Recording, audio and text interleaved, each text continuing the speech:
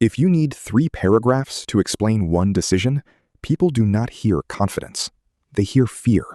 And the dangerous part is this: the more you try to prove you are reasonable, the more you can start looking guilty. This is why some people lose respect, not because they were wrong, but because they explained themselves like they were on trial. There is a strange moment when people start losing respect for you. It usually does not happen because you made one mistake.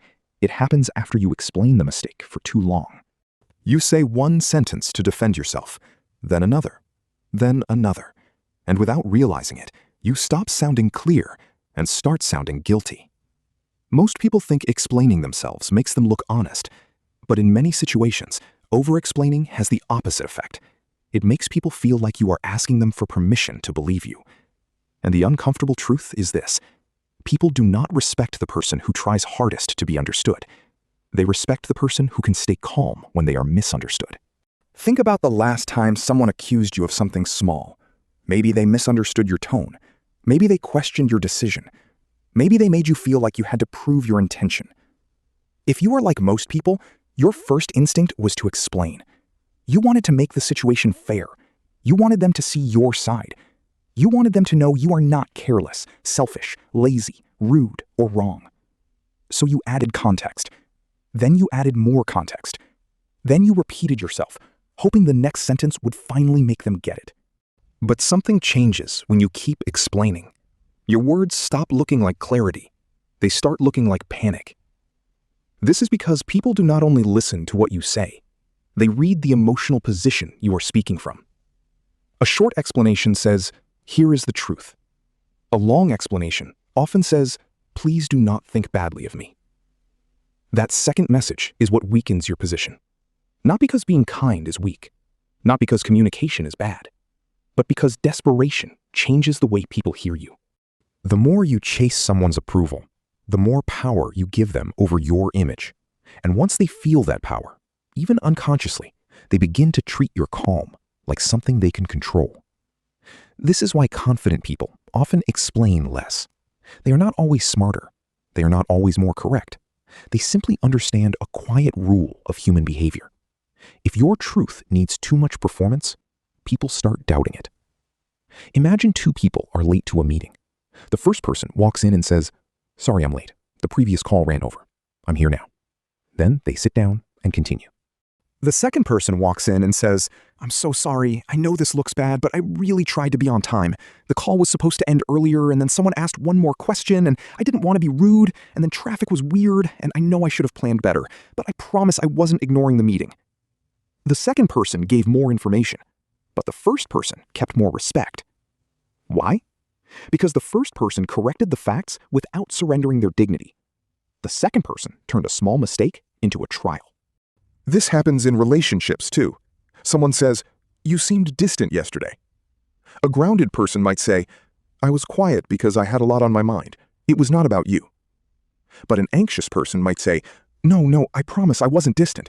I mean, maybe I was a little tired, but not because of you. I hope you didn't think I was upset. I actually care a lot. I just didn't know what to say, and I didn't want to make it weird." Again, the second answer may be more emotionally honest, but it can accidentally communicate instability. Over-explaining often comes from a good place. You want peace. You want fairness. You want connection.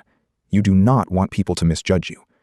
But the hidden cost is that you start training people to expect unlimited access to your inner world.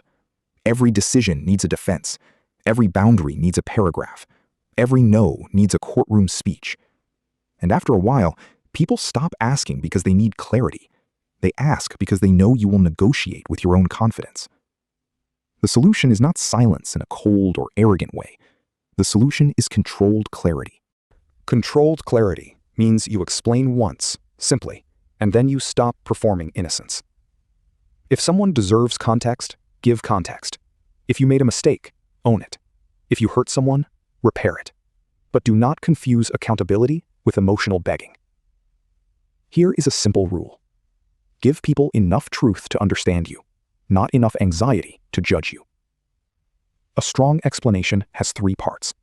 First, the fact. Second, the boundary or responsibility. Third, the calm ending.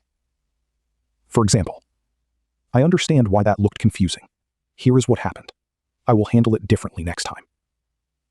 That is enough. Or, I hear you. My answer is still no. That is enough. Or, I did not mean it that way, but I understand the impact and I will be more careful. That is enough. The hardest part is not finding the right sentence. The hardest part is surviving the silence after the sentence. Because silence feels dangerous when you are used to earning acceptance through explanation. It feels like if you stop talking, they will misunderstand you forever. But silence is where respect often returns. Not because silence wins arguments, but because calm communicates self-trust. When you stop over-explaining, some people will become uncomfortable. They may ask, "That's it?" They may push for more. They may act like your calm is rude. But often, what they are really reacting to is the loss of control. They were used to you filling every uncomfortable gap. They were used to you proving your worth on command. When you stop doing that, the relationship has to adjust.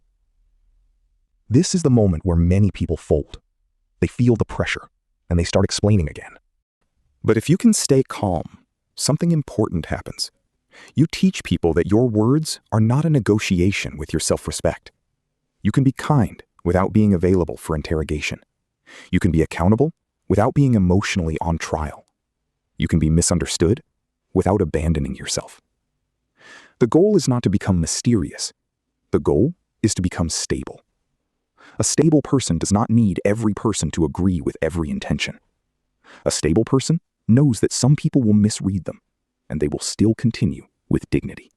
So the next time you feel the urge to explain yourself for the 5th time, pause. Ask yourself, am I adding clarity or am I asking to be approved? If it is clarity, speak. If it is approval, breathe. Then say the simple version and let it stand. Because sometimes the most respectful sentence is not the longest one. It is the one you trust enough not to decorate.